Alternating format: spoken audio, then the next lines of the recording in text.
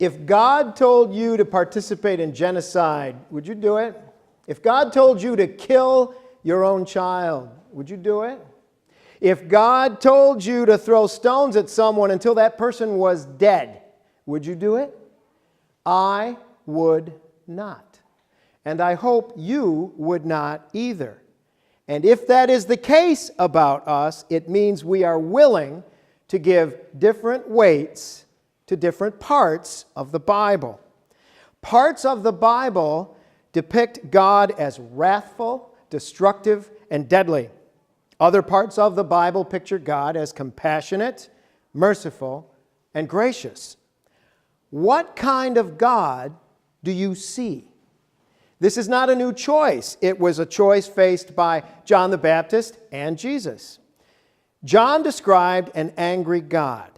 If you don't shape up, John said, God will give you the axe. Things are going to get hot for you, literally. Jesus described a forgiving God. God is like a father, he said, a father who can't bring himself to reject his children even when they spit in his face. God is like the host of a fabulous banquet who tries to find a way to get everyone in. John said, pretty soon it's going to be too late. Jesus said, it's never too late. Two different preachers, two different images of God. I think the difference is huge. If you read the Old Testament all the way through, you'll see that this preaching style of John the Baptist is no new thing. God is often pictured in the Old Testament as angry, vengeful, and even genocidal. And let's be honest, this picture of God can also be found in parts of the New Testament, especially in that last book, the book of Revelation. But the preaching style of Jesus is no new thing either. Listen to these words from the Hebrew Bible. The Lord your God is in your midst. He will rejoice over you with gladness. He will renew you in His love. He will exult over you with singing. That comes from the book of the prophet Zephaniah, and we hear these words from the Old Testament on the third Sunday of Advent. The prophet Zephaniah says, God is close to us, and God even sings about you and about me with joy and delight. Not quite the same message as that preached by John the Baptist. So what kind of God do you see? What kind of God will you imitate? What kind of God will you follow? It makes a difference. Now, of course, you have to make up your own mind. But here's what I think. I can't honor a God who tells Abraham to kill his own child as a test of faith. I can't follow a God who commands genocide. I can't obey a God who says to stone someone to death for breaking the Sabbath or for sassing parents. I think human beings slowly grew up and their image of God developed at the same time. And I think we can see that process in the Bible itself. I think we need to do the same thing in our own lives. A week or so ago, my wife was driving home. She was on Route 11, and she saw two of the ugliest dogs she'd ever seen tethered in someone's front yard. Now, my wife loves all dogs, but she said these two were absolutely the ugliest dogs she had ever seen. And then she got closer, and she started laughing. She realized they weren't dogs, they were pygmy goats. And she said, perspective is a funny thing. As dogs, they were butt ugly. But as goats, they were cuter than the dickens. I guess we should be careful of what we think we know. And it struck me that the same is true for our image of God. We should be careful of what we think we know.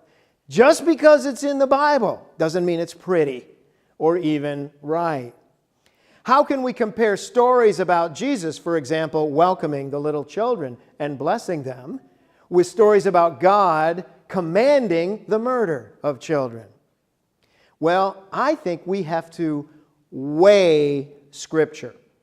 And I got this phrase from Philip Gulley, a wonderful writer and pastor from the Quaker tradition. Weighing Scripture means discerning which texts reflect God's character accurately. Now, if every single passage of the Bible is equal, then God is just as likely to swallow us in an earthquake or drown us in a flood as to forgive us and embrace us with love. In the Bible, the reported behavior of God is erratic at best and sometimes contradictory. In one chapter, God rescues the people of Israel from oppression in Egypt, and then just a few chapters later, Moses has to convince God not to kill those same people. Weighing Scripture allows for the possibility that some pictures of God and God's behavior in the Bible are not accurate. Weighing Scripture means choosing your own lens for seeing.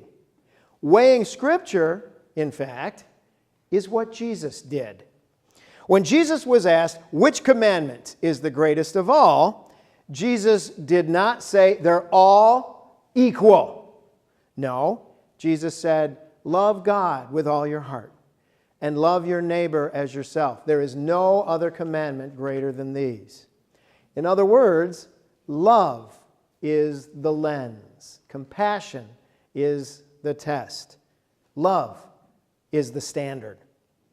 I can't believe the Bible is without error in all that it affirms.